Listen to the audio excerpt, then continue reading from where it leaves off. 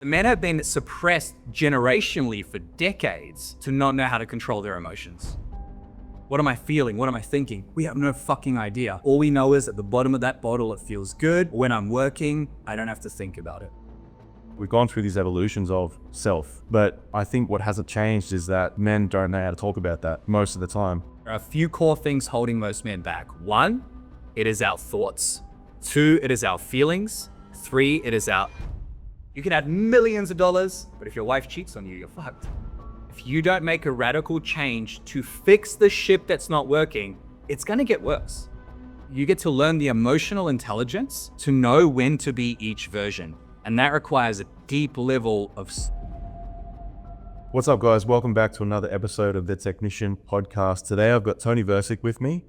Brother, I'd love to start the episode with what we were just talking about, where you've come from, what you've had to go through to get to now. But the question for you is, why do you do what you do based off what you've been through? So I think the first place to start is, what do I actually do? We help men fix their marriages, reconnect with their children, and find work-life balance. In a nutshell, we work with high-performance guys, business owners, entrepreneurs, managers, and guys who are feeling the stresses of life. They got this weight of the world on their shoulders. They're trying to do their best to provide for their families, but in turn, they're breaking down physically and mentally. Burnt out, exhausted, the relationship is breaking down, the wife doesn't appreciate them, respect them, maybe even on the brink of divorce. Their children don't ever see them. And yes, they're building one area of success, wealth, but they're sacrificing their body, their mind, their balance, their relationships in the pursuit of success. And the reason that I do that is because just 8 years ago, I was on the verge of ending my own life because I completely burnt every fucking thing to the ground. I completely burnt it to the ground. I grew up with a lot of trauma from my father and not being around, and when he was around, alcoholism, just anger, fear, all these things that I didn't realize were affecting me as an adult male. Now, when I say adult, I probably wasn't an adult. I was a boy up until my daughter was born. I'm sure we'll get into that. But about 8 years ago, 8.5 years ago, I thought I had my life figured out. I had a successful business. I was making money. I was providing. And I had this woman that I was about to propose to. I was so in love with her. And finding someone that loved me and someone that I loved so deeply allowed me to push aside, keyword, push aside my anxiety, my depression, my trauma, because I had this reason to work so fucking hard. And then one day, my partner comes home, sits down, looks me in the eyes, and says, "Toni, I don't love you anymore." And it was like I had been stabbed in the fucking chest. Like this just wound, just straight in here. And I was like, what the fuck? Where did this come from? How did this happen? How could you do this to me? Within a few seconds, I went straight into blame game, blaming her. Why didn't you tell me? Well, there were no warning signs. And from that moment, I went into a 3-month spiral of just death. Cocaine, MDMA, alcohol, cigarettes, just numbing myself to deal with the pain. I remember there was a 3-day bender where I was picking up drugs from all across Sydney, just filling my body with substances, getting high on the cocaine and MDMA, drinking to fall asleep, waking up with a massive hangover. And it was just chaos. And about 3 months into that, I started sitting in my room just thinking about ending it. I'm like, what's the fucking point? Like, why am I here? So I'm sitting now, thinking of ways to end my life, massive victim mentality, and then my father calls me. The same father who was never around, who was an alcoholic, who was a fuck up. At that time, I probably didn't really love him that much because I blamed him for a lot of stuff. And I'll never forget what he said. He said, "Toni, you've got so much more life to live and so much more to give." And like, it was like Gandhi was speaking through my father at that time. And I know this, like, there's always the sob story and the rags to riches story, but for me, that was like a light bulb moment where something shifted. And I looked in the mirror and I was like, what the fuck are you doing? Like, you're blaming her because there were no warning signs. There were many warning signs. You're blaming your father for not being right. You're blaming all this shit. And this might sound hard to believe, but I decided, it was a decision in that moment, that I'm never, ever going to let that happen to me again. Ever. So ironically enough, a week later, I started dating my current wife, Rosie. Yeah, right. I was her personal trainer, and we got together. I've been together for almost 9 years, married for 5. And I made a decision that if Rosie ever leaves me, that I will know in my heart of hearts, hand on heart, that I've done everything I can to be the best fucking man possible for her. If she leaves, it will break my heart, but I've done everything I can, and I know that I could have done nothing more.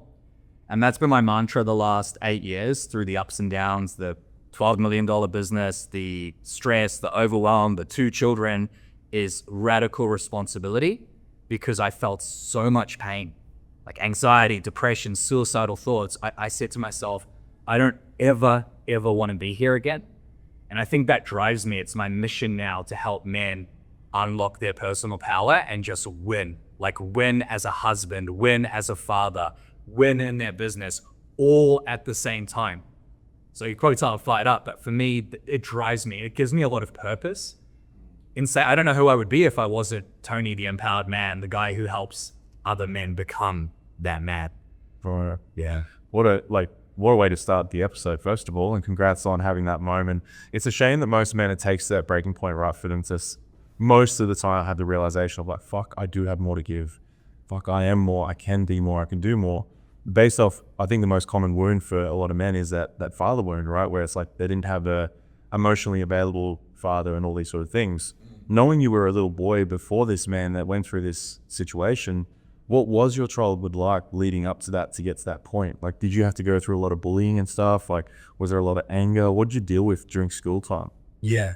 I'll touch on that. Before I do, I want to come back to, in a second, this idea of becoming a man, because I didn't become a man when my heart was broken. So I'll talk later about when I actually became a quote unquote man. And I think a lot of men need to hear that piece as well. As a child, I didn't fit in. I was born in Croatia, moved to New Zealand when I was 4 years old. And I remember at the kindergarten, they'd ask you what color cake you wanted. And I said black, because I didn't speak the language. So my mum was called in by the kindergarten teacher, and she asked her, is everything okay at home? Like, is everything all right? My mum said, well, yeah, why? Well, because he asked for a black cake. So I never fit in, right? I didn't know how to speak the language. It was my second language. My parents separated when I was 4 years old. So one of my earliest memories of my father is we moved to another country. We're in this brick house, and my parents were arguing. My father was yelling, which was what he did most of the time. And then my brother, who was 2, was crying, just like screaming hysterically. He'd cry to the point of not breathing. So my father, instead of comforting my brother, would get angrier and angrier and angrier. And my father hit my brother so hard that I still remember 31 years later, 30 something years later, the sound of my brother's head hitting the wall. That's one of the earliest memories of my father. Then when we used to see my father growing up, we'd see him every 3rd weekend as per the custody, agreement. And he was always drunk, like drinking every single day. There were moments where he wouldn't pick us up on the 3rd weekend. One of his housemates would, because he was too drunk at 10 in the morning or 8 in the morning. And it was a really weird relationship with my father, because I loved him. He was my father. He was my hero. Every father gets to be the hero for their son. But growing up from 4 years old to 8 years old to 12 years old, all I saw was alcohol, sedation, suppression, and then also blame. Like, he blamed my mother. He took zero personal responsibility. I saw my father stumbling from being too drunk. I saw my father yelling and being angry. I saw my father pushing every single friend in his life away. To this day, including me. Up until January this year, I had an okay relationship with my father. He doesn't talk to me anymore. We can get into why that happened. So I saw all these parts of a broken man, cigarettes as well, and I told myself I would never be that guy. Come to 16 years old, getting bullied, don't fit in. Who do I become? I become my father. So 16 years old, I'm selling drugs, I'm taking drugs, I'm drinking, I'm snorting, I'm destroying my health. And I was an intelligent guy. I was a year ahead in school, passed all the exams early. I just burnt it to the ground, ironically enough. With that came severe anxiety to the point where I couldn't leave my house, severe depression. I used to look in the mirror and punch myself in the face because I hated the guy staring back at me, which no one believes now because I'm confident and assertive and certain within myself. Then I go into my 20s, 21-year-old, I go into a cruise ship. Long story short, I start running businesses. I find this partner, I fall in love, and I start to get my life together until it all rubbles. What that story really speaks to is the trauma, right? I work with a lot of successful men. Some of them make $200 million a year. Whether you had a childhood like mine where you didn't have your father there, he was a victim or an alcoholic, or whether your father was a successful business owner who was never home, we don't realize how much this childhood impacts who we are today. I've got 2 daughters now. I see it. I see them being me already. And it took me so much time, so much money to unpack some of these traumas. I've made a lot of progress. I still have a long way to go. So, Yeah. And then that step, I'm assuming, do you see a lot of what your dad went through and maybe what you went through and a lot of the men you're supporting now? Yeah, I do. Most men that come to us are stuck in a few different areas, and a lot of guys listening right now will relate to this.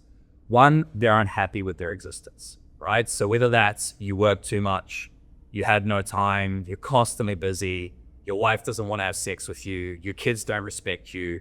There are things occurring right now that are the raw truth of your reality. It's like an open wound that won't heal. And most men are deeply unhappy, and they know they're unhappy, but what they do is the second problem, they sweep shit under the rug. My father, alcoholic, arguing with the wife, sweep shit under the rug. Hope that it will get better. She'll be right, mate. It's not that bad, right? Then what they'll do is they'll sedate and suppress. So we sedate with screens, social media, alcohol, drugs, porn, gambling, or maybe even work itself. We are masters of sedation. And the sedation is a form of suppression. So we have these negative emotions as men: anger, fear, especially in business, uncertainty, doubt, guilt. You yell at your kids or your partner, you feel that guilt. But we suppress that emotion because 1, we don't want to appear weak, and 2, we haven't been taught how to process it. That is my father. That was me. That is most of the men in the world. So what happens is we have this combination of being unhappy and unfulfilled. We're stuck in this place called the raw truth of pain. Then what we do is we know it's happening, but we're too busy. We sweep shit under the rug. We sedate, we suppress, and then most men, they wait and they wait and they wait until they hit rock bottom. And they come to us when their wife has said, I don't love you anymore, when they're thinking about driving into a tree, when their business is worth 50 million, but they feel empty inside. Most men wait until rock bottom to change. And that is what my father did. The difference between my father and the men I work with is my father never took ownership. And the first step of all the men that come to us in fixing this medley of pain problems is awareness. It's looking in the mirror and saying, you know what? I don't have the life that I want. And it's not my wife's fault. And it's not my business's fault. And it's not the government's fault. I can take ownership of this. And I think it's really important. Andrew Tate talks about, if as a man, everything's your fucking fault. I disagree with that. It's not your fault. If you were born into an abusive childhood, it's not your fault. But there are elements of every single part of your life you can take ownership of. Just like an alcoholic, the first step is admitting you're an alcoholic. So coming back to your question, do I see elements of my father and my clients and what happened for me? Absolutely, because men haven't been taught how to deal with pain. And I'll touch on one more point here. As a man, you have been suppressed generationally, right? Let me explain how this happened. Years ago, men would go to war. They would hunt, they would fuck, they would kill.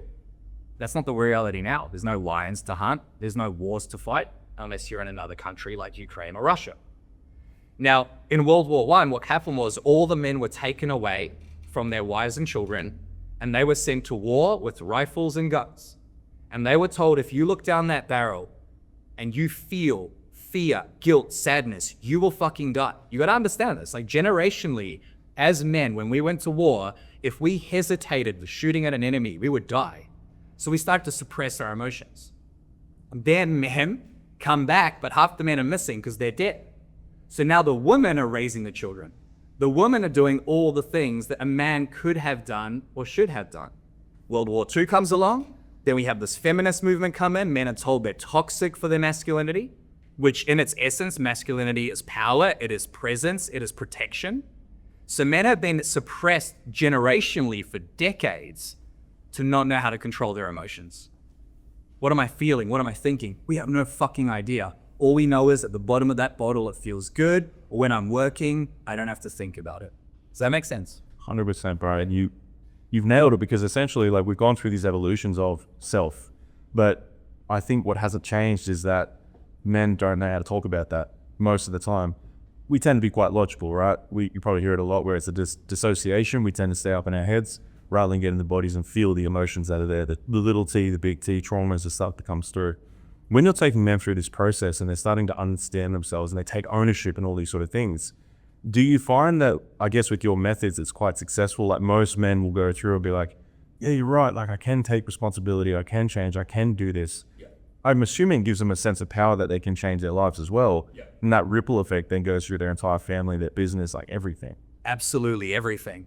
I'll tell you right now, there is not one man, we've coached 5,000, who has come through our Empowered Man programs, who has not completely and radically transformed their life if they make it past the first 2 weeks.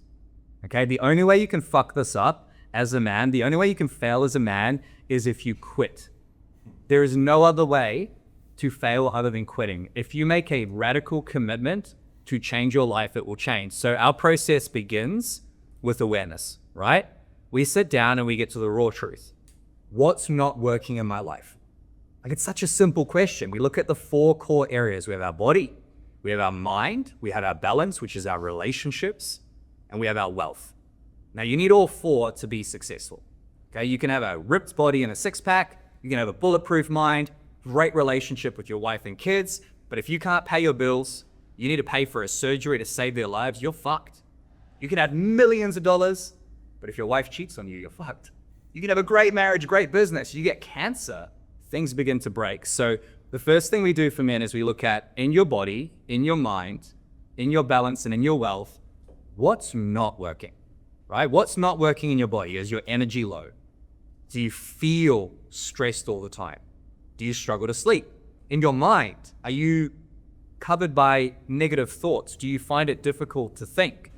Do you constantly overthink? Do you struggle to switch off? In your balance, what's not working in your marriage with your wife? What's not working with your kids? What's not working with your wealth? Now, most men, if they were to take an hour out of their day with a pen and paper to write down body, mind, balance, wealth, what's not working, how many lines of text are you going to find? But that's really difficult, right? Because I'm too busy, I don't know, we have all these stories there. So once we establish what's not working, takes about an hour, we call it the raw truth assessment. We then go, what's the opposite? Because it's very easy to know what you want if you can establish what you don't want. So you ask a man, what do you actually want? I want freedom. Why? I don't know. What do you want? I want more money. Why? Because I shit. What do you want? I want more sex. Why? We don't know what we want. We say we want something, we don't get it. I want balance. Then we grind for 20 years and sacrifice everything to build wealth. So what don't you want? What's the opposite of that? What do I want? Where am I today? Raw truth. What's the compelling vision? Where do I want to go? Then we figure out what's holding you back. And there are a few core things holding most men back. 1, it is our thoughts. 2, it is our feelings. 3, it is our actions. 4, it is our reactions. Now, as a man, the only thing you can control is your thoughts, feelings, actions, and reactions. There is no puppet master in your head telling you to think something. Your emotions, even though they sometimes come on without thinking or they just happen, they are within your control. You can choose different emotions. So once we know where you are, where you want to go, we figure out what are the thoughts in your head holding you back. I can't do this. My wife's a bitch. You come home, there's dishes in the sink. She doesn't care. Your staff aren't performing. Can't rely on anyone. Your world is driven by your stories. And your stories are simply sentences in your head. You don't come home after a long day and go, go, go, go, go, like caveman, right? You have thoughts, and your thoughts dictate your emotions. So, for example, team member's not performing at work. Instantly, without you even realizing it, your subconscious mind fires a pattern. It's like a domino. He doesn't care. I care about this business more than anyone else. Team member quits. You can't find good staff. Then the emotion is, anger, frustration, fear, uncertainty. Not an emotion, but you do feel uncertainty. You come home after a long day, house is a mess. Story, she doesn't care. I've been fucking grinding all day. You put your hand on her thigh at bedtime. She shrugs away. She doesn't care. She doesn't want to have sex with me, right? You feel frustrated. Now, these feelings and thoughts are happening subconsciously. So you imagine you're on the motorway, you're driving, you look down at the dash for like 30 seconds, you look back up and you go, fuck, I haven't looked at the road for 30 seconds. You ever had that experience? Big time, bro, yeah. Yeah, it's your subconscious mind driving the vehicle. Next time you are wiping your ass and you aren't listening, wipe with the other hand. It's a shit time, right? And that's because you have patterns, and how you think and how you feel are patterns from your childhood. So as a man, if you can establish what are the thoughts and feelings holding me back, you can then choose new ones and upgrade your operating system, upgrade your patterns. So once we know where you are, where you want to go, once we know what's holding you back, we put our clients into a routine. And the routine is simple. Get up at the same time every day, 7 days a week. Write down what you're thinking about. Write down what you're feeling and why. Write down what your intention is for the day. What do you want today to look like? And then write down your 4 most important tasks. Exercise, meditate, journal, send some messages to people you love. This covers all the areas: body, mind, balance, wealth. You do that first thing in the morning. You do that for 7 days. You look at the paper and you're like, holy shit, I thought that yesterday. Holy shit, I felt that yesterday. And you're now bringing awareness to who you are. If you do that for 2 weeks consistently and make it a habit, you learn about yourself so much, and that's the foundation to change. So to answer your question a long-winded way, if you do those things and you do them with accountability, you will fucking win. That makes sense? Bro, yep, some incredible value in that. So anyone listening, please rewind that if you need to. The brothers, go back and listen to that multiple times, because what Tony's just said there is that there's a very practical steps you can take to start your journey and get things cranking straight away, essentially. Ideally, when you've got men doing these sort of things and getting them to write down, I find with a lot of male clients especially, keeping them on track to do that sort of stuff. How do you make sure they get it done? Like keeping them accountable? Like have you got like some sort of, if you don't do this, you fucking, whatever. How do you keep most men on track with that sort of stuff? This is new to most of them, right? Yeah, it's a good question. There's multiple ways to answer that. So the first thing is radical accountability, but some of the brothers listening or even females listening know that not everyone has accountability, right? So with us, when you work with us as a client, we're in your pocket every day. We have 7 coaches and you check in with us daily. But let's say you don't have accountability, you don't see the value in a coach. Okay, cool, that's fine. The number one motivator in life is pain, okay? So let's say as a man, if your life is not working, you're feeling pain. Your marriage is shit, your career is shit, you need more money, you don't have enough money, you don't feel respected, you're tired all the time. Just get clear on the pain. Like, what are you feeling right now? As a man, is there shit not working in your life? Now, the question you've got to ask yourself is, what are the consequences of inaction? Okay, there's now pain, there's the pain of doing something to fix it. If I'm fat and I can't see my dick anymore, that's painful. But it's also painful to go for a run. It's painful to eat good food. There's pain in change. Let me explain how this works. If you fold your arms for me right now, how does that feel? Pretty comfortable? I don't have it a lot, but it feels weird. Sure. Anyone at home who's doing this, fold your arms. If you're listening, now fold them the opposite way. Shit. What do you notice? It feels even more uncomfortable, and it takes some time to do it. Now, it's not painful. You don't feel stabbed, but there is discomfort in doing something different, okay? So the pain of change is uncomfortable. That's called now pain. Now, on the other side of now pain is future pain. We call that later pain. Every single listener here knows that if you don't make a radical change to fix the ship that's not working, it's going to get worse. It's not going to stay the same. If you keep putting on weight, you know there might be a heart attack there. If you and your wife haven't had sex for a year, which a lot of men who come to us say, you know that at some point she's going to go fuck someone else. So we know deep down that there is pain right now we're experiencing. We also know, if we get to the truth, that there is pain in making a change. Now, what we do with our clients is we get them to experience the later pain now. So I say to my clients, what are the problems? First step, what's not working? Cool. Get to the raw truth. What is the consequence of not changing this? Oh, well, things stay the same. Brother, things have been like this for 5 years. Are they getting worse? Do they stay the same or do they get worse? No, I suppose they get worse. This is the value of having a coach working with someone like you, with someone like me, because we just stay stuck on, oh, stay the same. No, it won't. Okay, let's get to the truth. What happens if you don't change? Oh, well, I guess the missus will leave. No. Go deeper. Paint the picture. What does that mean? Oh, well, she takes the house. How much is the house worth? $1 million. All right. How long did it take you to buy it? 20 years. Okay, so you lose 20 years. Now, brother, imagine this. If you keep having this relationship with your wife where you don't talk, you argue every night, you don't feel respected, you don't have sex, what if 2 years from now, you come into your house and there's another man in that house sitting on your couch, fucking your wife, raising your kids? How does that feel for you? You know what most men say? I feel sick, physically sick. Now, this sounds horrible, but that later pain is a real possibility. Now, it might not happen. I don't have a crystal fucking ball, but 50% of marriages end in divorce. So as a man, are you willing to take that risk? And I would say my superpower and something that I'm very good at getting my clients to experience is feeling that later pain on a daily basis. Now, this might sound sick or sadistic, but pain motivates me. This is why most successful men get stressed. They thrive off stress. So for example, some days I don't want to get out of bed and go to CrossFit. Went to CrossFit this morning. I'm exhausted. I've been grinding for 12 weeks now. My wife understands why. I've lost team members. Our revenue's been cut in half. It's hard. I get up this morning, I'm like, fuck. I don't want to get out of bed, man.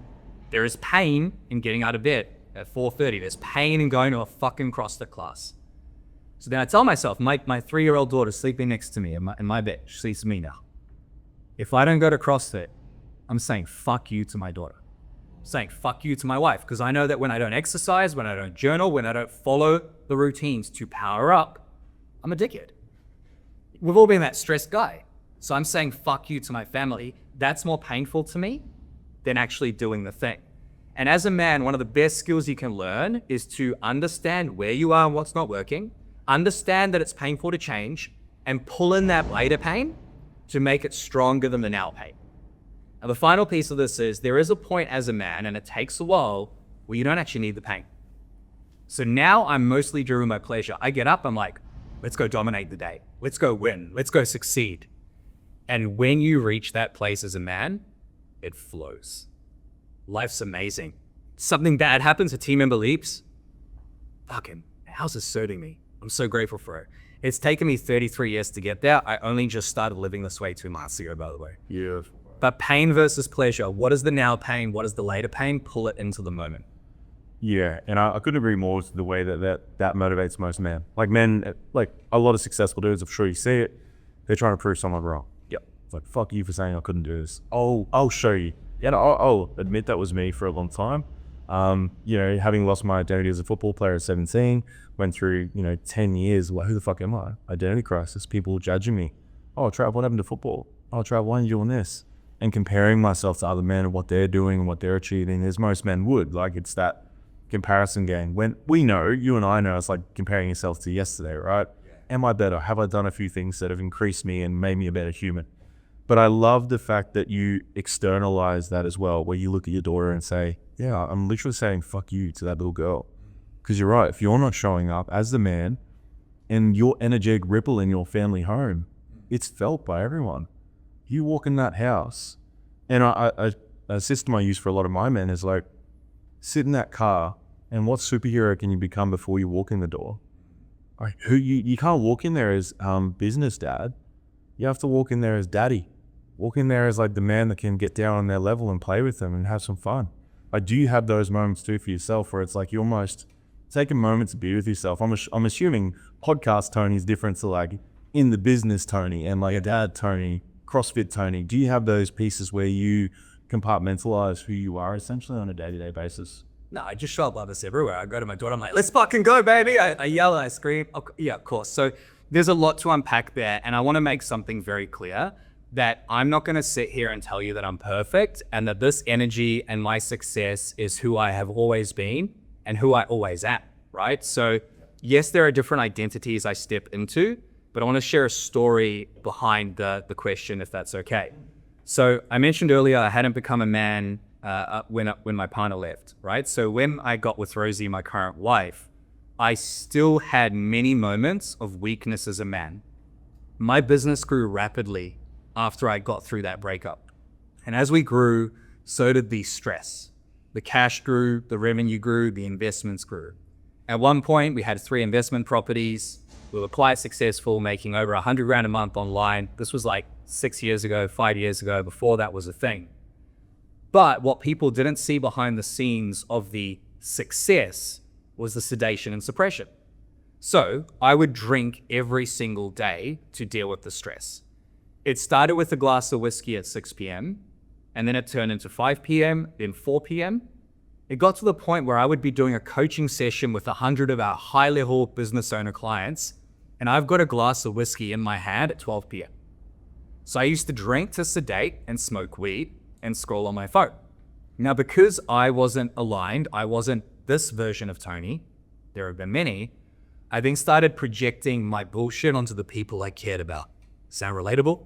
Oh yeah. Or you love the most? Big time, bro. Because they're the ones you feel safe just to find your or express your darkness, right? We'd sit on a mask for everyone else, but the people we know were like, hey, you can cop all the shit in this here. Exactly. And anyone listening at home right now, think about how you express your negative bullshit to the ones you love.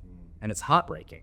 So Rosie and I got to this place. I'm coaching men on how to have better marriages, better businesses, better bodies, better minds. Behind the scenes, I'm drinking, and my wife and I are disconnected. We start arguing more. We start being at each other's throats. We stop having sex. I think for one point we had 3 months of no sex, which for me that's fucking rough, man. And these arguments get worse and worse. One night I'm drinking with Rosie in a room, and we argue about something stupid. It was always something stupid. Now that night I decided I'd had enough. I don't want to deal with this shit. Sweep under the rug. So I throw my glass against the wall. Glass shatters, whiskey everywhere. I run to our balcony in Bondi, and I'm like, I'm fucking dying. I jump off the balcony. Oh, how wild were you? It was only 2 stories, right? But I was so limp from the alcohol, nothing broke, nothing snapped. I mean, we're in this room right now. It would have been as tall as just below the ceiling. It was pretty fucking high, right? The point isn't the jumping off the balcony. I wasn't trying to kill myself. I was doing what most men do. And that version of Toni was the victim, the blame game guy, and also the guy who runs away. This is going to tie back to your question of who are you as a dad, business owner, etc. Avoid it. Exactly. Right frame. So I woke up the next day. Rosie took me to the emergency, and I remember looking at my wife, and she was looking at me in 2 different frames. She was looking at me from love, like I fucking love this guy, but she was also looking at me with pity and disgust. That later pain had come to reality now. Now I knew that I shouldn't be drinking every night. I knew I was stressed as fuck. I just didn't have the tools. And it was in that moment I was like, I need to get my shit together. So I decided that there was a version of Toni which was sedation and avoidant. And I'm like, I don't want to be that guy anymore. And there are many identities right now that exist in your world and my world that we're not even aware of. That was one of them. Then, a few years later, I had my first daughter, Talia. She's 3.5 now. Now, at that point, I'd really made it. We had a lot of investment properties, I had a lot of money, and I always wanted a family, like a lot of men who might be listening. 6 months into that, I'd fallen into a deep, dark depression. And I was sitting again in my room after having a daughter and thinking about ending my life. And at that point, I'm like, how dare you, you piece of shit? You got a fucking child. And that was when I realized there was a version of Toni that if he didn't have something to aim for, he felt lost and helpless. So I started setting more targets and new goals. Now, the reason I share those 2 stories with you is there are versions of Toni that get to show up in every area of my life. The version of Toni that gets to show up at CrossFit is the guy who fucking pushes himself and goes, get your shit together, cunt. Like I have to tell that to myself. Then I come onto this podcast, and before I meet you, I'm the version of Toni who has to look in your eyes and actually listen and be calm and smile. I've just met you. I'm like, hey brother, nice to meet you. And everyone who comes into this room says, I love your energy. It's intentional. I'm not trying to manipulate you. I'm trying to be with you. Then I have the version of Toni on this podcast where I'm like, fucking get your shit together, brother. Because I want to share that energy. Then I come home and my wife's crying. because our 10-week-old hasn't been sleeping and she's exhausted. And the old Toni would have been like, why are you complaining? Your life's not that fucking hard. He's got to look after the house and make sure it doesn't die. That's the old version of Toni. The new version of Toni hugs her and says, babe, it's okay. And she's sobbing and I'm like, babe, you got this.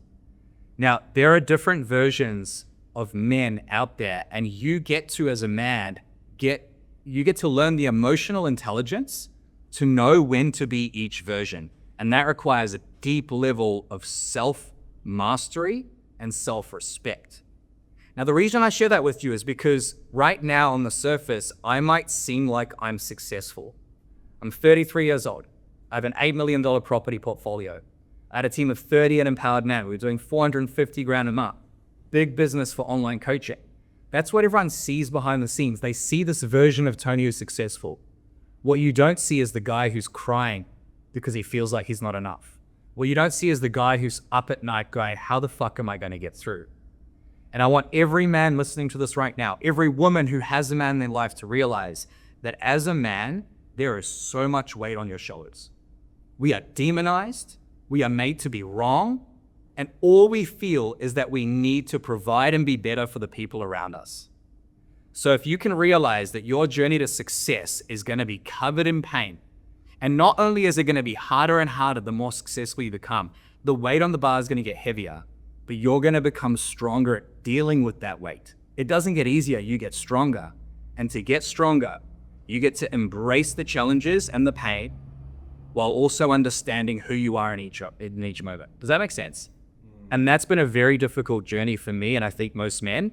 And I want everyone to understand that if you are a man struggling right now to be the best father, the best version of yourself, the best business owner, the best husband, if you're struggling with that, I see you, I respect you, I appreciate you, and the only way you fuck it up is if you quit. So lift that bar up every single day and choose which version you're going to be. Does that make sense?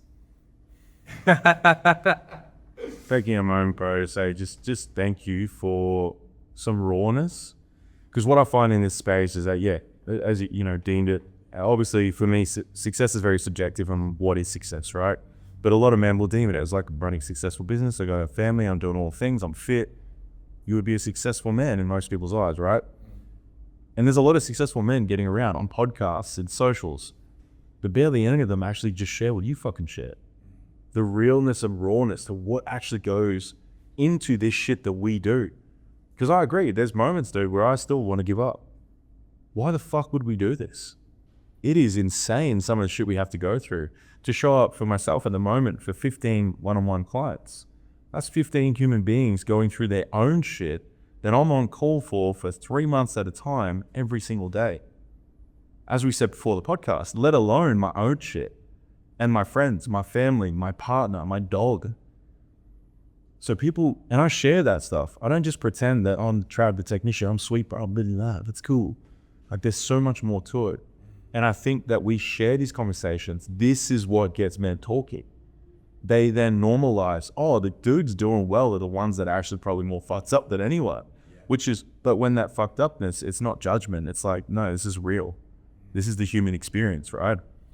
Do you find that when you share who you are and when you're coaching and you're sharing your experiences, men, they find it easier to open up about their own stuff too? Absolutely.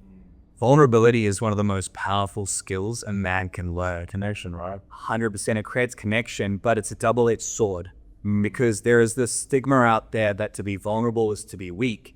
And I disagree with it, but I also agree with it in a way. Because as a man, let's say you have a business and you're stressed and overwhelmed and you feel like your team aren't performing and you'd be vulnerable. You say, hey guys, honestly, I don't know how we're going to get through. Now as a man, by being vulnerable without the next step, you're creating a lack of certainty and a lack of clarity. And as a leader, it is your job to create certainty and clarity. You come home after a long day, your wife asks you, how was your day? Oh, I heard on a podcast to be vulnerable. Honestly, it was pretty fucked. Like, I don't know how I'm going to figure it out. Business is screwed. I can't pay my bills. Your wife's like, fuck. Yeah. And she might say to your face, like, babe, you got this. But she's in bed that night going, am I going to be okay? So vulnerability doesn't mean complaining. It doesn't mean being honest about everything without actually giving a solution. What vulnerability really means is assertiveness and vulnerability combined. So for example, as a man, one of your superpowers is to tell people what your problems and challenges are and explain how fucking hard they are, and then create certainty and clarity on how you're gonna figure it out. Let me explain what I mean. In my marriage, I realized a few years ago that I was a successful guy, providing for my wife. She had asked to work again. Cool. But I didn't feel respected. So then I'm blaming my wife. You don't respect me. Like, why don't you respect me? I thought I earned the respect. No. I realized that I was telling my wife all the problems because I'm hyper vulnerable, but she's like, I don't feel safe in this relationship. So what I started doing was I would come home, she'd say, how was your day? Old version of Tony, we keep coming to version, be like, fine, it was fine. Are you sure? Is everything okay? I'm fine. No, I'm not fucking fine. The second version of Tony is, oh, well, it was pretty fucked. I don't know what to do. The third version of Tony, honestly, today was really fucking hard. This team member quit. They were poached. I felt like I was going to break down in front of the guy. Like, I honestly didn't know what to do. But you know what? I'm actually so glad it happened because I'm going to fucking figure it out like I always do. And then my wife says, yeah, I know you do. You see that little piece of certainty? In my business, we recently cut our revenue down by 3/4, or 400 grand a month to 100 grand a month. A lot of changes. We're changing the way I run things. My team, they're all freaking out. I sit down with my team. Guys, honestly, things are pretty bad right now. Things aren't working. Vulnerable. I'm ruthlessly honest. However, you guys are still here. Everyone else we got rid of. It was unfortunate. We didn't want to do it. We had to make some people redundant. You are the core team. I want you here. I will do everything in my power to make this work. Certainty, right? And what attracts a lot of men to empowered men to me is I am ruthlessly fucking honest. I'll tell you how much we make each month, what our expenses are. I've already told that to you and I just met you because I believe as a man, you get to be ruthlessly honest about what you think, what you feel, but you get to do it with emotional intelligence, which is by creating certainty and clarity and by showing the person or telling the person that you're talking to how that vulnerability turns into strength. Does that make sense? Big time. And a lot of men struggle with that because they don't know how to balance the both together. A lot of men will either love what I do and many will hate me. Like, it's crazy as you build success how people fucking hate when I talk about this shit. But I'm never gonna stop being vulnerable because it's who I am. You have to be willing to propel the ones that don't like you to have the ones come through that love you, right? Because if I found that something my whole life, Tony, was I always thought, oh, Trav's the nice guy. He's such a nice guy. And I realized, I'm like, deep down, I'm actually a bit of a cunt. And I had to let that come through because to be a good man, to a process I'll take my name through is mates with your monster. And ever since I became mates with my monster, my life's changed. Yes, I have people that don't like me, people that unfollow me, people that say that I trigger them, all these sort of things. But I have so many more saying, fuck, I love what you do, Trav. Yeah, you've helped me so much because of what you just said. It's like, yes, I'm still vulnerable. I'm still the same Trav. I'll still be open and raw and all these things. But then I'll get that other side where it's like, I take action. I show people concisely how I'm going to shift this, how I'm going to change this. So what you just said, bro, is gold. For men to implement that, do you find that it's quite hard for most men to find that comfortable space to start doing that? Whilst, yeah, like it's a bit of a transition into that. It's very difficult, but that's not a bad thing, right? So first of all, kudos to you for the work that you do, man, because you are changing lives every single day.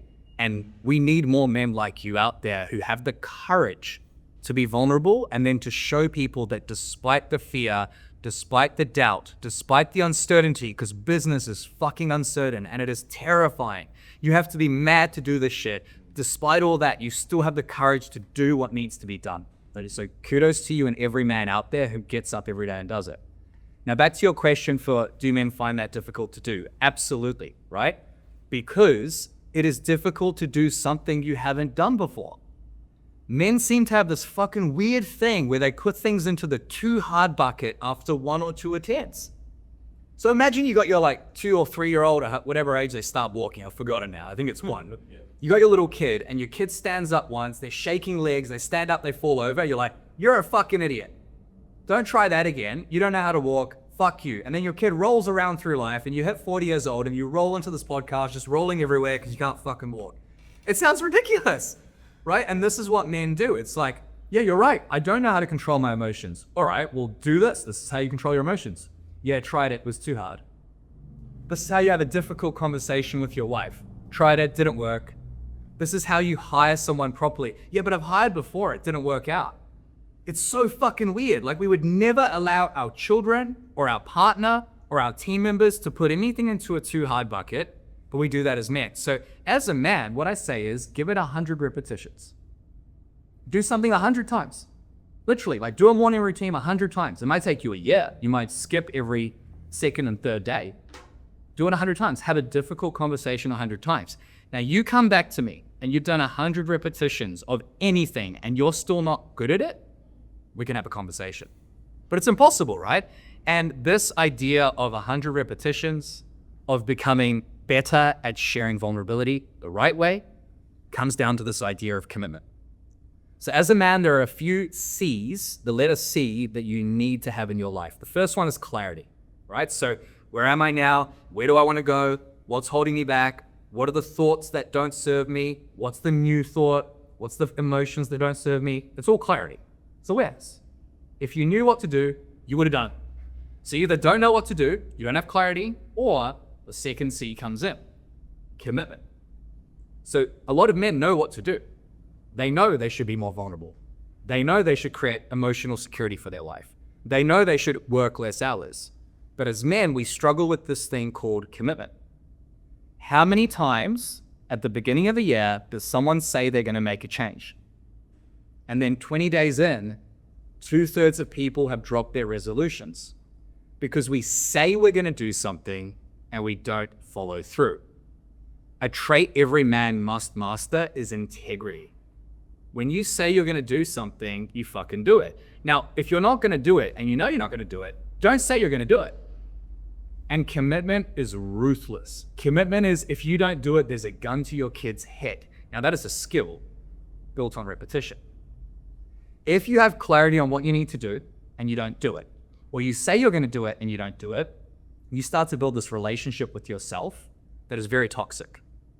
So as a man, if you say you're going to get up and go to the gym and you sleep in, maybe your wife doesn't know that you lied.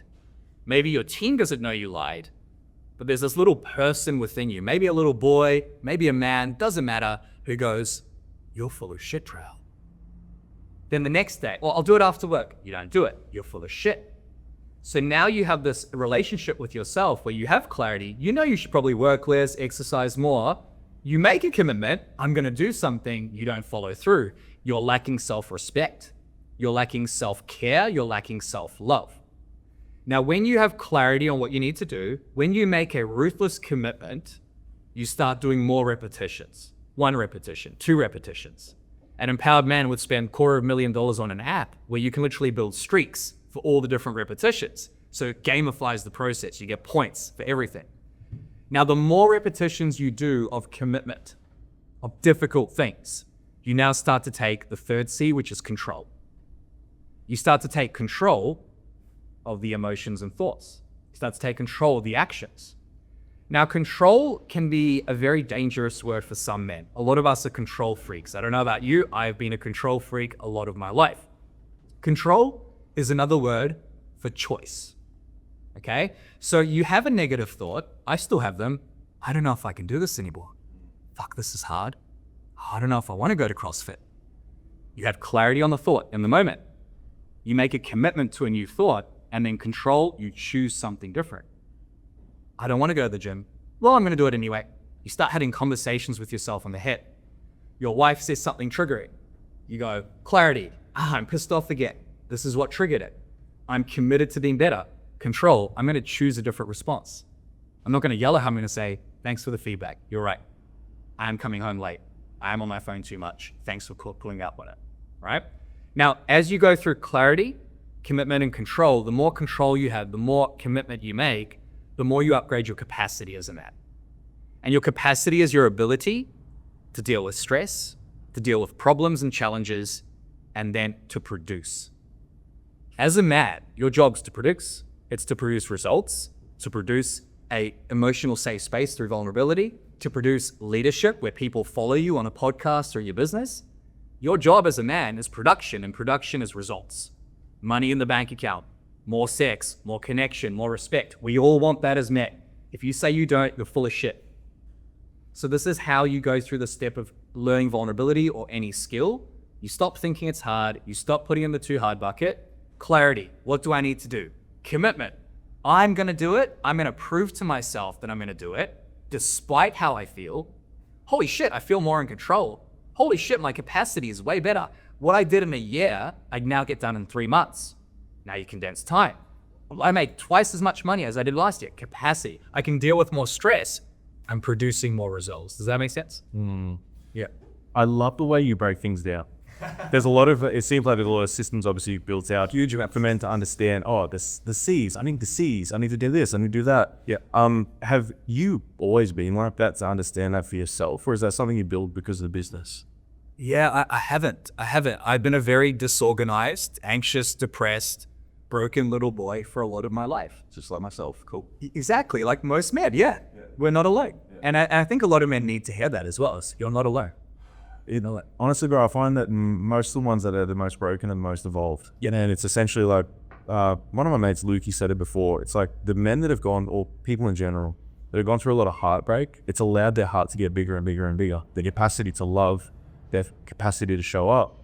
Because it's like when you're in the gym tearing muscles and you're drinking protein and stuff afterwards, resting, muscles get bigger. Yep. Same thing with the heart. The more it breaks, the more you put it back together, your capacity expands and expands, expands. And I can feel that from you. And you feel it in men, right? Yeah. You feel it in the men that are doing the work, that might be the leaders in this space. Like you see them, you meet them, you're the little tap up, you're like, ooh, I felt that. Yeah, you can feel them. Can I just touch on that point really quickly before we ask the question? So this is very important, is there is an energy to this. This is why the company is called the Empowered Man. It is an identity. Like when you meet a man who steps into his power, he's not a tyrant. It's not power as in I'll destroy you. It's just this deep level of certainty and clarity as a man. Like grounded. It's so grounded. And when you're at this point, just to describe the picture of what it means to be an empowered man, you wake up every single day full of energy. On the days when you don't, you get up anyway. You literally punch you out of bed. I've got this shit. You have a negative thought. You get into traffic. It doesn't trigger you. You go to work. You get 5 times more done than the average person. You make 10 times more money. You come home after a long day and you're calm. Now, there are days where you're not. There are days where you're a dickhead to your family. You own it within 5 minutes. You apologize. You ask for more accountability from your partner. Your partner respects you. She appreciates you. She wants to have sex with you. Your kids love daddy. He's the superhero. Every area of your life is growing. That's what it means to be the empowered man. Now, you talk about systems and processes. There are 2 ways you can become that guy. And before I even share that, like, if you're listening right now, do you want to be that guy? Yeah, of course you fucking do, right? But we say we want it and we're full of shit, right? Now, there's 2 ways to get it. The first way you can get it is to go through a huge amount of heartache. I've wasted millions of dollars fucking this up. Every business owner who's relatively successful has. Hiring the wrong people, firing the wrong people, not having the right systems, not knowing what to do, not understanding business. In my marriage, not knowing how to create emotional safety. No clarity. Where do you learn that? Not knowing how to get my wife to see me from a frame of respect. I can't make her respect me. I can give her some tools. Not knowing how to be present with my kids. I didn't know how to do that shit. So how did I learn? Through a lot of heartache, through a lot of expenses. And there is a cost and ignorance tax to not knowing these things. So I had a client sign up to our highest level program a few days ago. He wants to double his business. I'm like, if you don't become this empowered man, how long or how much money are you losing each month? He's like, 100 grand. I'm like, that's the price right now of you not knowing how to do this shit. So I've had to waste millions of dollars, years of my life figuring this shit out. And luckily at 33, I have some of it in place. Now, the second way you can become that empowered man is by getting support, mentorship, and coaching, working with somebody like you, working with someone like me, any mentor. Find the right one, obviously. Obviously, what you do is very powerful. And what that does is it takes that mentor who's spent way more money, who's made way more mistakes, who's gone through the pain, and it accelerates your journey. And this speaks to the problem with a lot of men, is men are fucking weird when it comes to money and investment.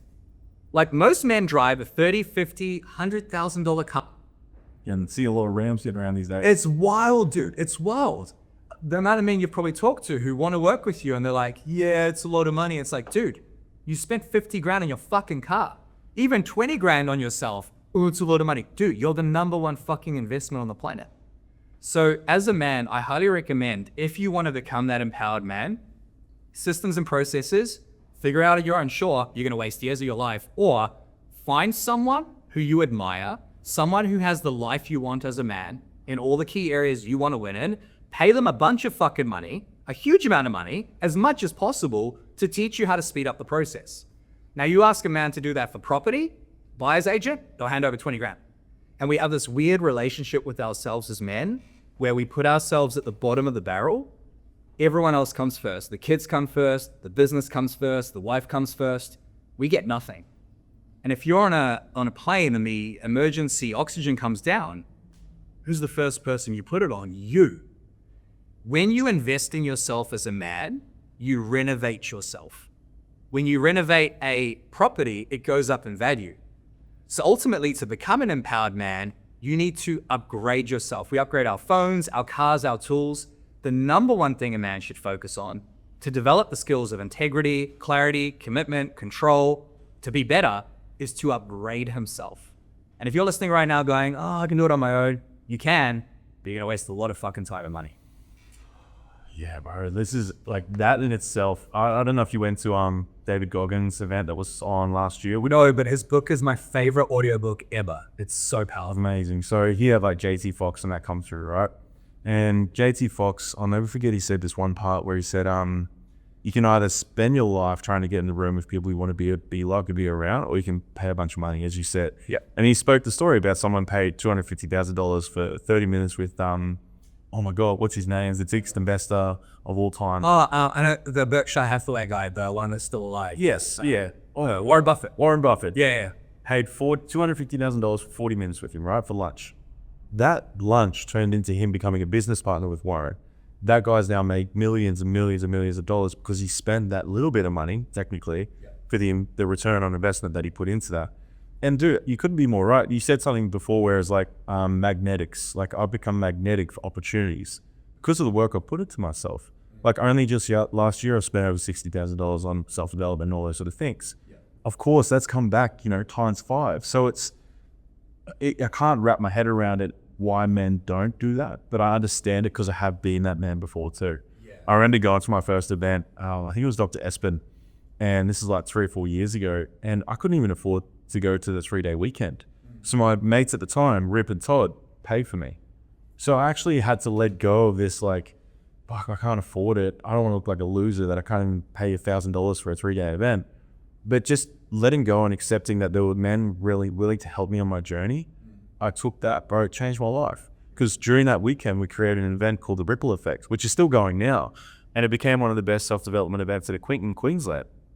But I wouldn't have been able to do that if I wasn't willing to do whatever it fucking took. The boys were okay with me paying it back. Cool. I did that. I took the opportunity, the risk, and the outcome has been the last 3.5 years of me becoming the technician. So I think people don't consider the fact that you and I were originally just some normal dudes, right? Dude, I was making like $1,000 a week, struggling, and the difference is I made a commitment and you made a commitment. You got clarity on the stories and the bullshit that could have held you back, and you chose something different. You committed and you took control, and now your capacity is you make 10 times more and your life's way better.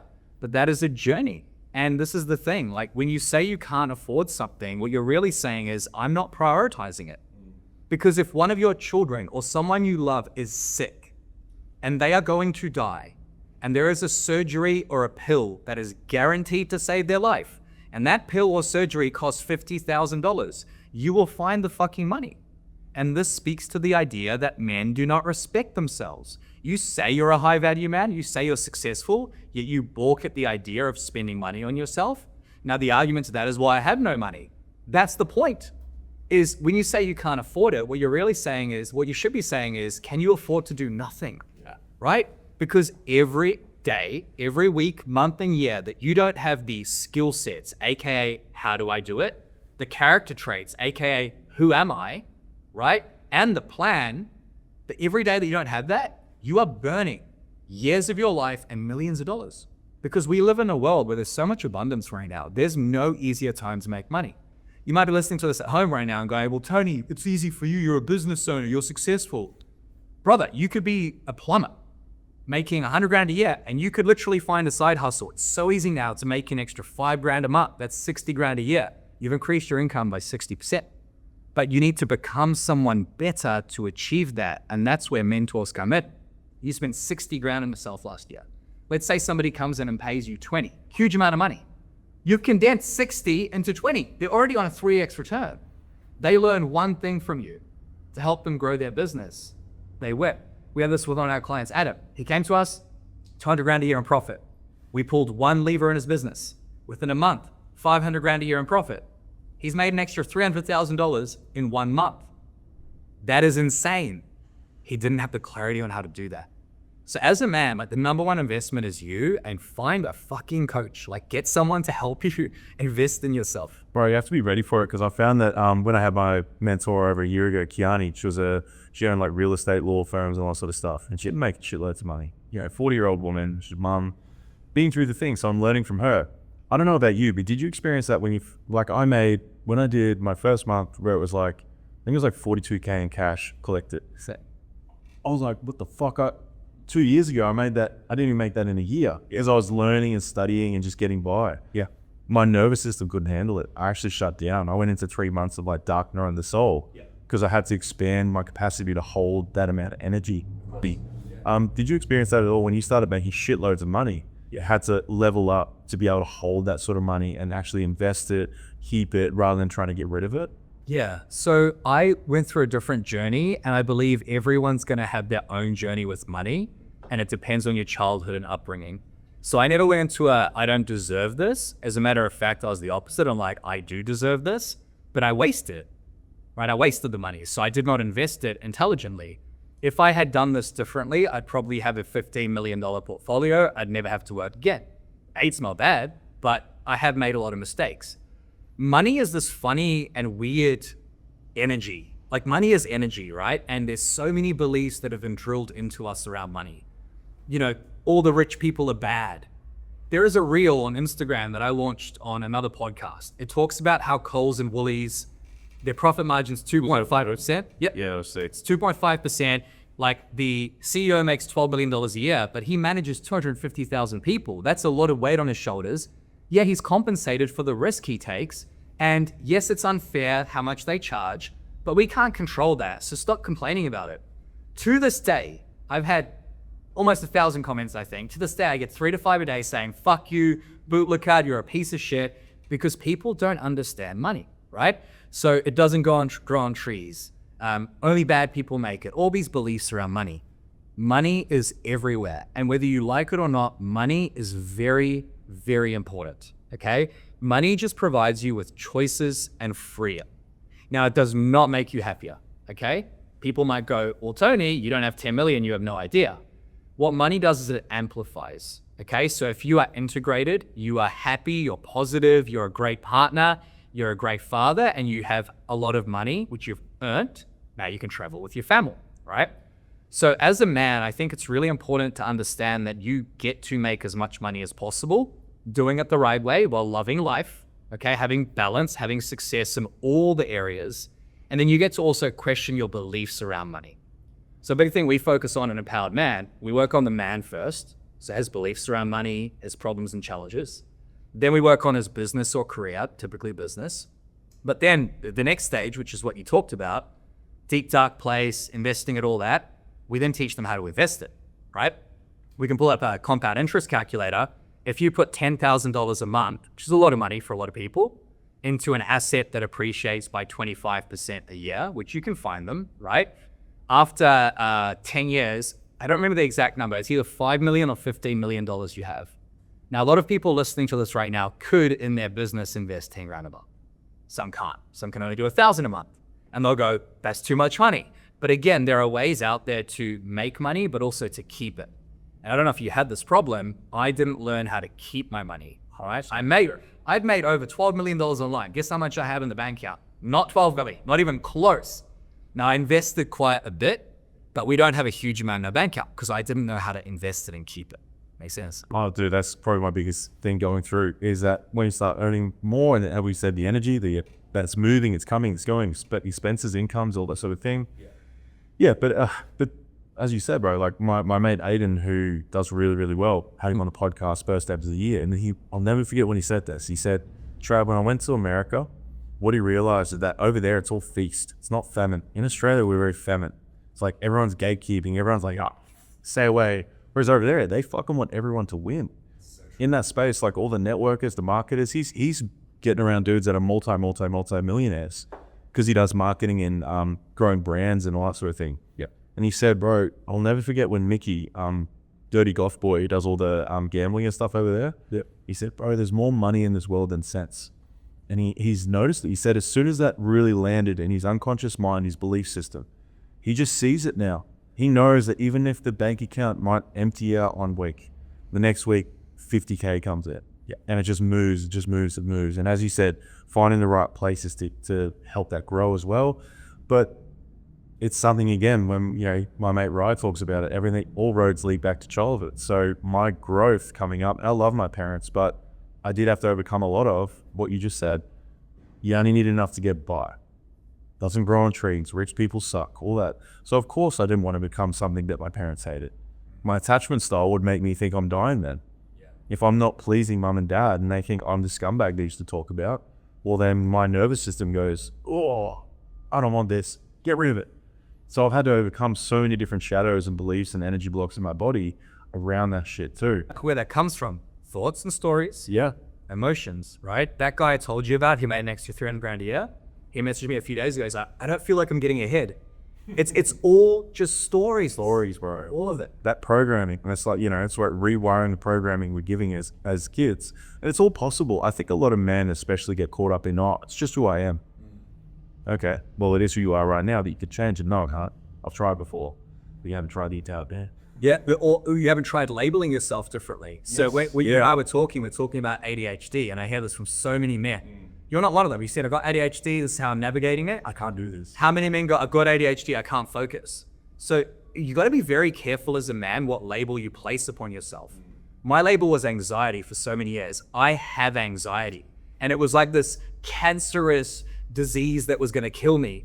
And when you label yourself as, I have anxiety, I have depression, I have ADHD, I can't make money, I can't find good stuff, what happens is you jump into a box, and that box gets closed up, and outside of the box is the entire planet Earth, right? So there is so much possibility outside the box that isn't the frame of the box. Think about a picture frame or a frame of the box. It's like this, right?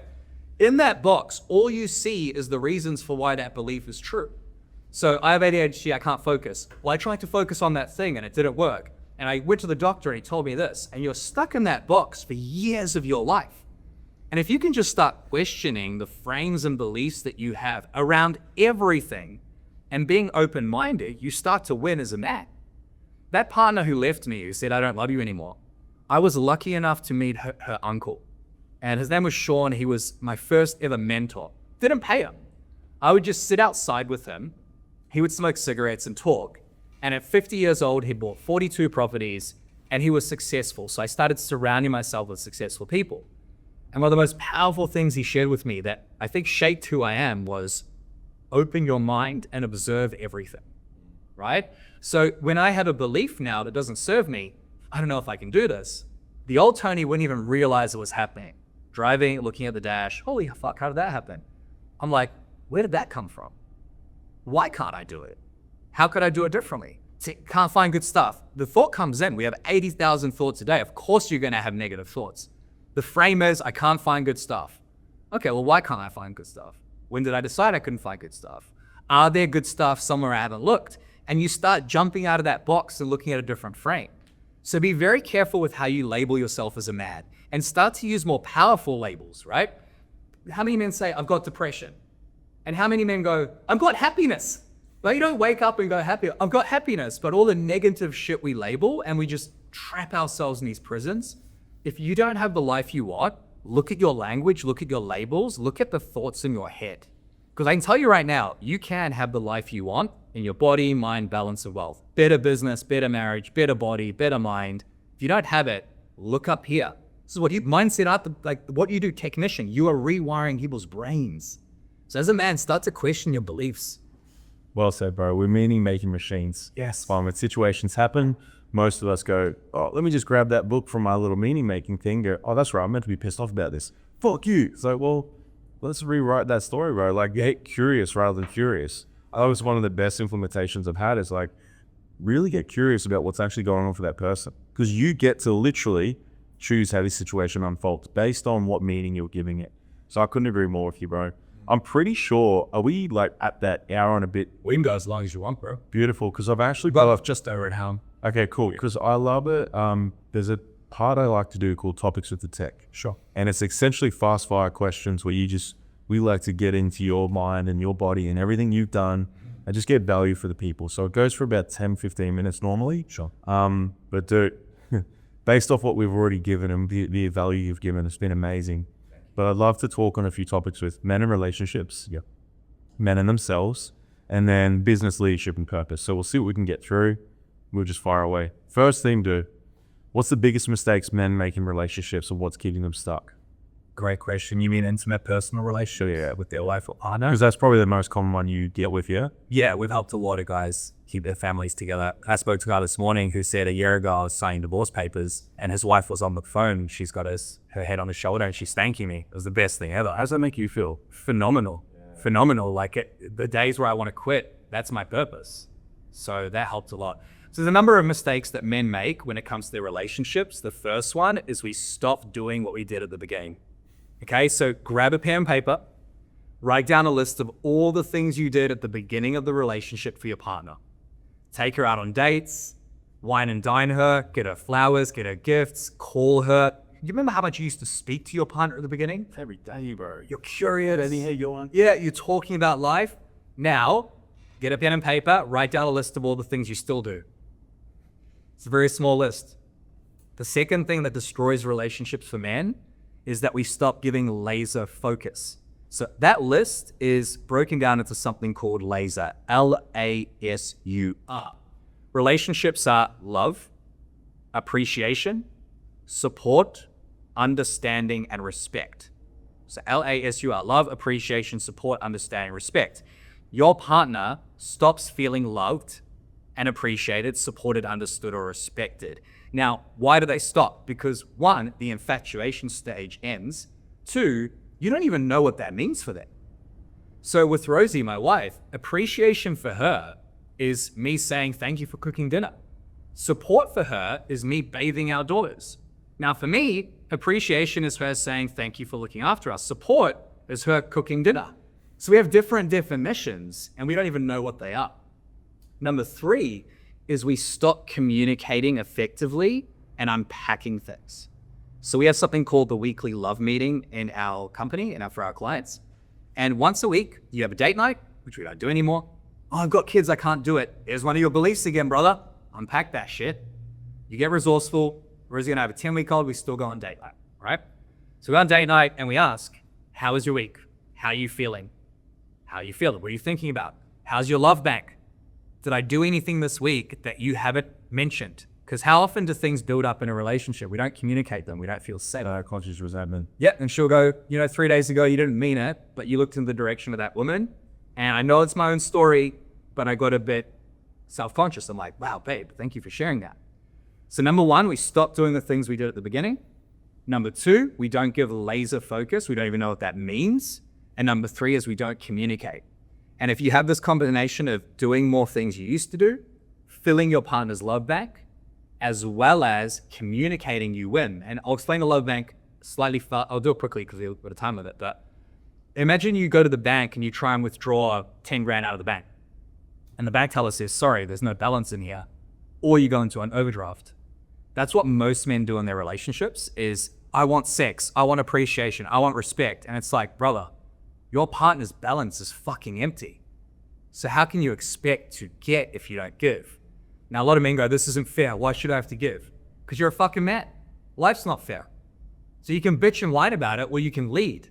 Once I started giving Rosie more of what she wanted, by chance, she now wants to have sex. We're driving in the car. I get a blowjob. Most men are like, that happens? It can't happen if your wife feels like she wants to give to you. And you do that by filling her emotional love bank. Beautiful, bro. Thank you. It's something we touched on during the episode so far was that the nice guy syndrome versus the alpha male trap. Like, where's the balance between those two? Because obviously we've talked a bit about how masculinity has somehow been labeled with this whole, like, it's toxic, and they've actually defined a whole term based on some bullshit. Yeah. But it's like, how do you find that nice medium for most of the men you work with and yourself too? That's difficult to answer because every relationship is so different. What I shared previously is universal. I believe that most women, whether they want to admit it or not, want a man who is a great leader, who is confident, assertive, and strong, while also being able to be empathetic, understanding, and patient. Okay? Being a nice guy means bending over backwards. Oh, honey, you decide. Oh, just letting her make all the decisions. Now, love bombing, being needy, being over the top, terrible fucking idea. If you're struggling with that, I understand. You get to make it your mission to change that. Now, being over the top assertive can be a problem as well. For example, I'm on TRT. Decided to do it for life. Doesn't matter. Levels were low on it. As soon as I got on TRT, I became this like fucking machine. And Rosie's like, you're too intense. You're way too fucking intense. So now the balance is, how do I be assertive? Meaning I make decisions while also being confident. I get confidence by following through on what I say I'm going to do, not by anything else. While also being strong, meaning I can fight off danger, I can lift her up, I can be there physically and emotionally strong, while also being able to step into that identity of the guy who doesn't try to fix shit, right? So when Rosie was crying last night, I wanted to fix it, but I just went over because I had the emotional intelligence. I hugged her. I'm like, you've got this. She's like, no, I don't. I'm like, babe, you got this. Empathy, patience, curiosity. Now, what do I want to do? I just want to fucking fix it. So, babe, it's all good. Look at a great life. Like, no. So it's that balance as a man. If you want to figure out how to be the right integrated man for your partner, write down these words. I'm going to be assertive, strong, confident, while also being empathetic, understanding, curious, and patient.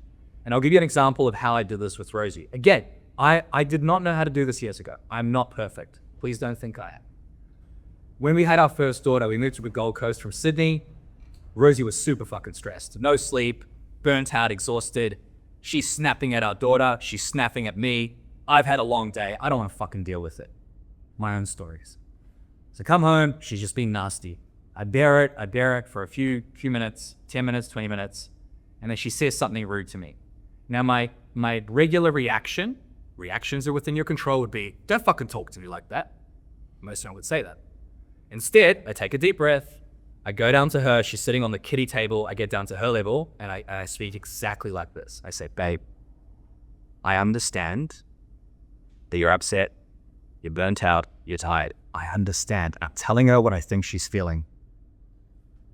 And I'm just trying to help you. Now, you don't get to speak to me like that. I'm going to be over here when you need me. I just want to help.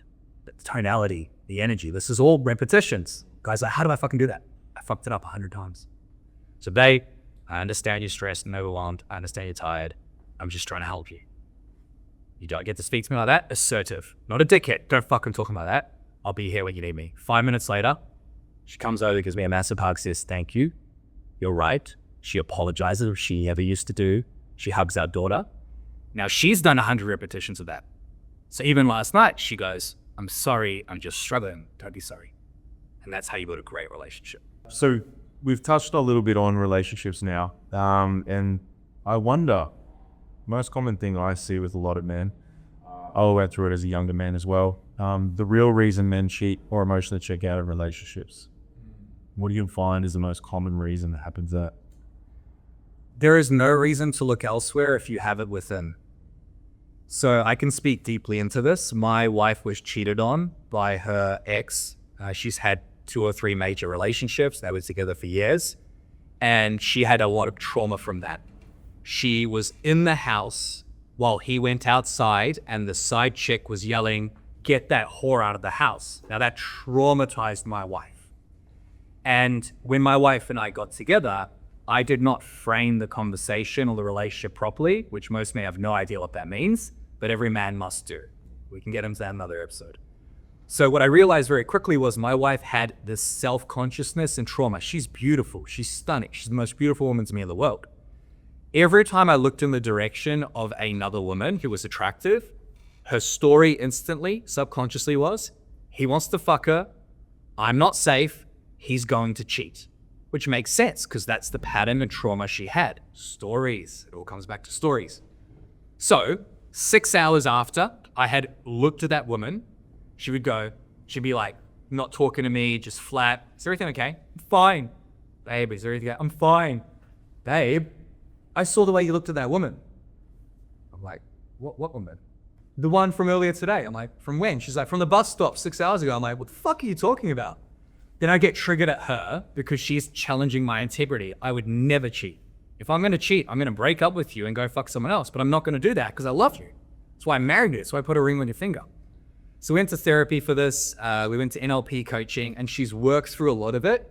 If her love bank's empty, it comes up again, right? She doesn't yell. She's not nasty about it, but it comes up and I get triggered, then I hold it in. The reason I share that story is that she thought I was looking elsewhere. And what I've done with my wife is I've allowed her and shown her, not made her, can't make her, I've shown her that I get everything I need from her. Now, how have I done that? I've told her what I need through these love meetings and conversations. I'm not feeling respected this week. I don't feel appreciated. I tell her that in a safe space. Sexually, she meets a lot of all my needs. She does everything I want her to do. There was a moment even a year ago, it was last year, October, to Hawaii. And normally when we go on holiday, we have a lot of sex. We hadn't had a holiday for 4 years. We had a kid. We're in day 3, I haven't had sex. I'm upset. Like, I want to have sex. I'm a guy. So I calmly sit down with her. I know it's going to trigger her. I explain that this might trigger you. I would just like to be intimate. From that moment to today, even while we were heavily pregnant, sex at least once a week. She doesn't feel like it half the time. I'm not forcing her. She wants to give it. So the reason men and women cheat on each other is because their needs aren't met. There is zero reason to look elsewhere if your needs are met. So if your needs aren't being met, write down what your needs are. Before you share them with your partner, find out what their needs are, and then come together and meet each other's needs. And you're not going to look elsewhere. I would never dream of fucking anyone else because my wife meets all my needs sexually, physically, emotionally, and hopefully I meet all of hers. Yeah. Well said, bro. And I think the biggest piece around it as well is from what I see too, even with mates I talk to or younger men that I see, and I mentor a few younger men, but I think they don't even understand like how love actually works. You know, love being a thing you do, like the relationships being something you build together, not just, I lost the spark so I left it. What the fuck? Like maintain it, bro. Like as you just said, what needs weren't being met? What do you need to move through? You both got stories that have played out before. My partner I'm now with, she went through DV before me. So you can imagine that the safe space I've provided for her to heal within our household and to feel like she can actually just let go of her nervous system and be safe again has been huge. But there's still things that come up sometimes because of the way she was manipulated, controlled for many years. Maybe sometimes I unconsciously do that accidentally. And again, because it's a safe space, she can say, hey, look, you're not cleaning up this piece in here and there. I don't feel like I've got safety in the household. So again, it's like not controlled. But that, as we said before, that unconscious resentment builds up so quickly. Yeah. But if it's not talked about, men just don't get this, right? They don't understand. Not all men, but Can I touch that point? Yeah, There's 2 things I want to share there. So the first one is, as a man, imagine instead of your partner nagging you all the time, because every man can relate to what I just said about nagging. You left the toilet seat up, blah, blah, blah, blah, blah. You're like, dude, I've been working all fucking day. Are you kidding me? take the bins out. Yeah, it's like, why are you upset about that? Okay, what if there was a world where your partner could say, hey, babe, I know you've had a stressful day.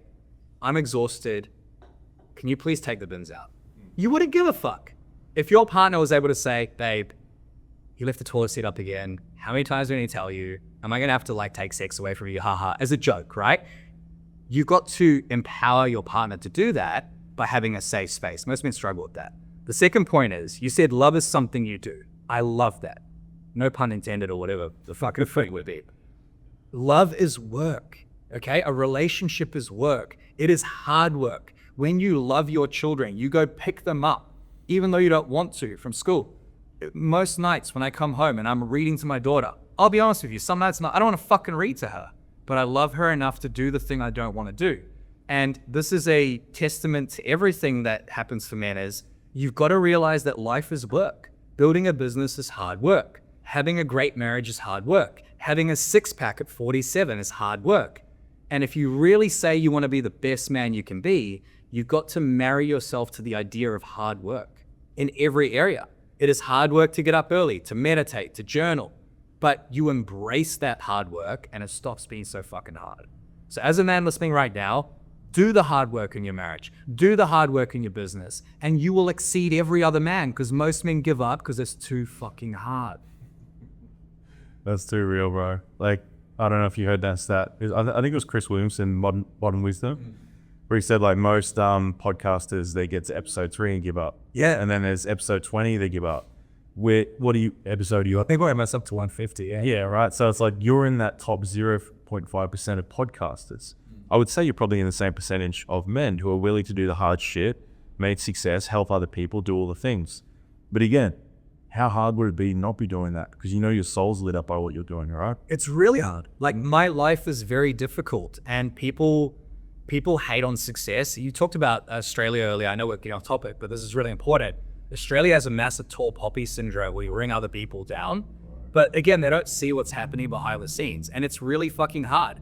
Every morning I'm learning about Bitcoin and property. Every spare minute I'm either working with my family or upgrading myself, and it's fucking hard. But it's also why my net worth will be $10 to $20 million at 40, and why I can travel the world with my family, and why I love every single day. And for me, that's worth any amount of pain, because it's a lot harder to be miserable and depressed and wanting to kill myself. So choose your heart. Pick us up. And I think having experienced that, like I've experienced that too, it's like, you know that pain. You never want to go back to that. Right? And I know I'm capable of it. Yeah. I know that I can go back there. So the reason I do the hard shit is that's my insurance policy to not go back there. Because when you felt that deep level of pain, you get to choose if you want to stay in it. You and I talked before the show about people get comfortable in pain. So someone with anxiety or depression or a shit marriage, to change that is almost like killing off a part of themselves. And we stay stuck in that comfort of pain, and it's such a poisonous place to be. It's easy to be in that space because then you've got reasons for why you're stuck. Yep. Most men love that, to be, as you said, the labels. Oh, I've got anxiety, that's why I don't do this, this, and this. Fuck, bro, I was so awkward I could barely talk to my best mates. Now I'm on podcasts, I'm public speaking, I'm doing these things that an anxious person wouldn't do, right? Yeah. I still get a bit of anxiety, I still get a bit of, but it's because I fucking care. Yeah. I want to have a good podcast, I want to be a good host for yourself, I want to show up and do the things. It's because I fucking care deeply. That's why my body gets ready for it. It's like I'm playing football again. I step into the arena ready because my body's ready. My body cares, my soul's lit up. This morning when I woke up, I was like, yeah, let's fucking go. Yes. Yeah, and I do a bit of breath work, I get caught up, and I I share with my partner, like, I'm really excited about today. I can feel this, this, and this. Yeah. So it's like, yes, I've been that man. I've been that one that can't show up. I've been that one that's been depressed and wanted to kill himself. As you said, I know I have the capacity to go back there. I never want to go back there. No fucking way. So if I continue to do this and move forward to my goals and I've got a clear vision forward, I have no capacity to go back there, which is really powerful. So touching on that, men versus themselves. I make good money, but I feel empty. Why does success without alignment? Why is it a problem? Because I bet you see that a lot, because you work with like big business owners and stuff, right? Not always, but yeah, like we work with guys who want to win. Yes. So you can be a 100K employee who wants to win, or you can be a $100 million business. It doesn't matter. We don't discriminate, right? But what's the point of being successful if you lose your wife and kids or what you're working for in the process? And most men burn everything to the ground in the pursuit of success. We sacrifice our health, constantly tired and exhausted. We stop exercising, we stop eating well, we take drugs, we numb ourselves. We sacrifice our family, the reason we're working so bloody hard. Why do you start a business? Because you want to create financial freedom. But you have no time, which is your number one resource, the most valuable resource on the planet. So there is no point in being successful if you're depressed, you hate your life, your marriage is fucked, because that's what real success is. So having success without fulfillment is a death trap for so many men, and thousands of men have come to us because of that key problem. We have a client who makes $60 million a year. He's not happy, it's never enough, because he's not enough. And it's so difficult as a man, this is mastery, is I want more. I want to have a better marriage. I want to have way more money. I want my investment portfolio to grow, but I have everything I need right now. Not I need that to be happy. In my life, there have been so many times where I thought something would make me happy that was an object. I've got this Rolex watch, it's my only nice watch. I've got a Tesla with an empowered man license plate. Sick. Now, the day after I bought this watch, I cried. For no reason. I was just sitting there like, I feel empty. This didn't make me happy. The day after I bought the Tesla, I was sitting in it and I cried. And I distinctly remember because I was crying and I called my mate and he's like, is it truly better to cry in a Tesla than a fucking Honda? And he joked about it and it made me laugh. The reason I cried was because in my life, in most successful men's lives, we set these goalposts. And on the journey to the goalposts, we don't enjoy the moment at all. We're stuck in the future. I need this, or we're worried about the past and depressed about the past. We experience no presence throughout the journey. Then we finally get that thing, and guess what happens to the goalposts? They move, and we feel zero fulfillment, right? So as a man, if you can learn how to master loving the journey while also wanting the destination without needing the destination, you win. And there's 3 ways you can do this, right?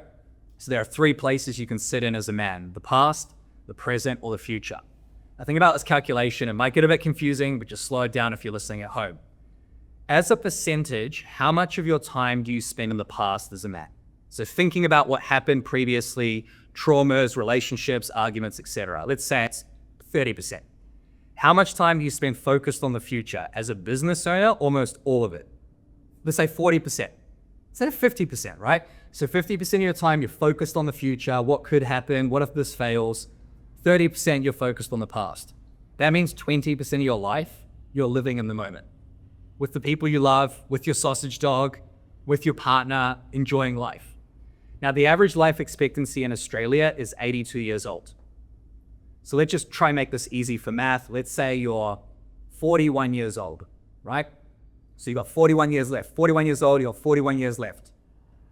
You spend a third of your life working, right? You spend a third of your life sleeping. So take 2/3 off that 40. Let's just say for math's sake, 13 years of life left, correct? You following the math? 13 years of life if you work and sleep. But 20% of that 13 years is in the moment. So you've got 2.6 years of life left to enjoy. And when we do this calculation for our clients, they're like, fuck, no one's above 10 years, right? So if you can now take your living in the past and the present and live in the moment more, while also building your wealth, you get a lot more life to live. Long-winded answer here is, success isn't just money. Money's very important, but success is winning and being successful in your body, physically, weaponized, in your mind, bulletproof, in your balance, relationships on fire, in your wealth, financial freedom, time freedom. When you have all 4 aligned, you win. We actually track these scores with our clients and you level them up, right? So that's what success is. And until you've got that, we're not successful. You're living the bullshit success.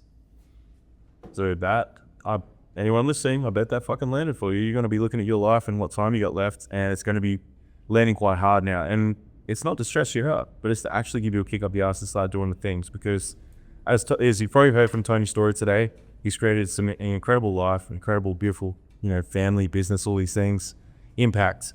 It's all doable. It's just the actual action of doing the thing.